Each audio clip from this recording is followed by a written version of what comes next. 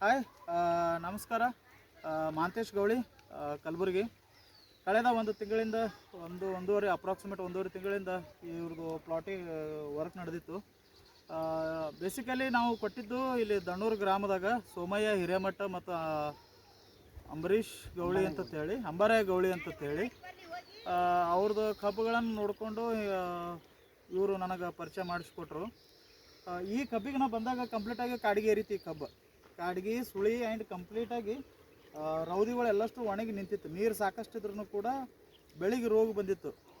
So ಒಂದು ಪ್ರಯತ್ನ ಮಾಡಿ ನೋಡೋಣ್ರಿ ಅಂತ ಹೇಳಿ ಆ ಪ್ರಯತ್ನವನ್ನು ನಾವು ಮಾಡಿದ್ದೀವಿ. ಸೊ ಅದ್ಭುತವಾಗಿ ಬಂದದ. ಅವಾಗಿಂದು ಪ್ಲಾಟಿಗೆ ಈಗಿಂದು ಪ್ಲಾಟಿಗೆ ಭಾಳಷ್ಟು ವ್ಯತ್ಯಾಸ ಅದ ಇವತ್ತಿನ ದಿವಸ. ಸೊ ಆ ರೈತರು ಅದಾರ ಇಲ್ಲಿ, ಅವ್ರ ಜೊತೆ ನಾನು ಮಾತಾಡೋಕ್ಕೆ ಇಷ್ಟಪಡ್ತೀನಿ.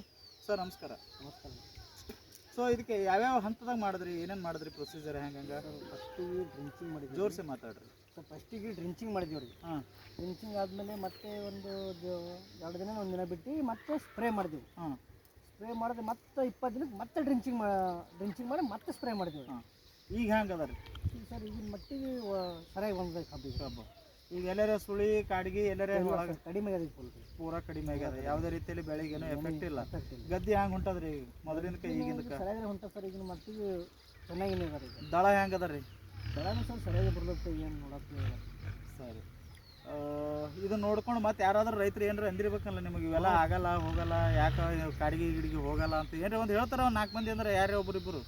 ನಾವು ಯಾರ್ದು ಕೇಳಿಲ್ಲ ನೋಡ್ರಿ ಸರ್. ನಾವು ಮಂದಿದೇ ಕೇಳಿಲ್ರಿ. ಮಂದಿ ಗುರುಗಳ ಮೇಲೆ ಭಕ್ತಿ ಇಟ್ರಿ? ಏನು ಮಂದಿದ್ ಯಾರ್ದು ಕೇಳಿಲ್ರಿ, ನಾವು ಯಾರ್ದನು ಹೇಳಿಲ್ರಿ. ನಾವು ಕೊಟ್ಟು ಹೋದ ಬಳಕ ನಮ್ಮ ಮನಸ್ಸಿನ ಪ್ರಕಾರ ನೀವು ಹೇಳ್ದಂಗೆ ಅದೇ ಮಾಡ್ಯಾರ ನೋಡ್ರಿ ಅವ್ರು. ಚಲೋ ಬಂದದ ಪೂಜಾರ್ತಿ, ಅನಸಪಡೆ ಬಂದದ ಕಬ್ಬು. ಬರ್ಬೇಕ್ರಿ, ಮಾಡ್ಬೇಕ್ರಿ. ನಾವು ಅನಾದೇನು ಈಗ ಪುಣೆಯವ್ರ ಸಂಗಡ ಕುಣಿದ್ರೆ ನಡೆಯಲ್ಲ.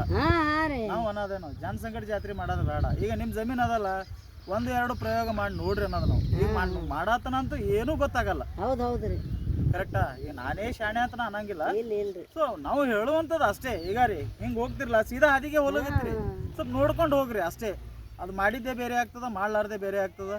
ಸೊ ಆಲ್ ದಿ ಬೆಸ್ಟ್, ಒಳ್ಳೇದಾಗಲಿ ನಾ ನಿಮ್ಮ ಬೆಳೆಗಳು. ಸೊ ಮುಂದಿನ ಹಂತದಾಗ ಇನ್ನೂ ಏನೇ ಡೌಟ್ ಇತ್ತಪ್ಪ ಎನಿ ಟೈಮ್ ನನಗೆ ಫೋನ್ ಮಾಡಿರಿ. ಗಡ್ಬಡ ಗಾಡಿ ವೇಟಿಂಗ್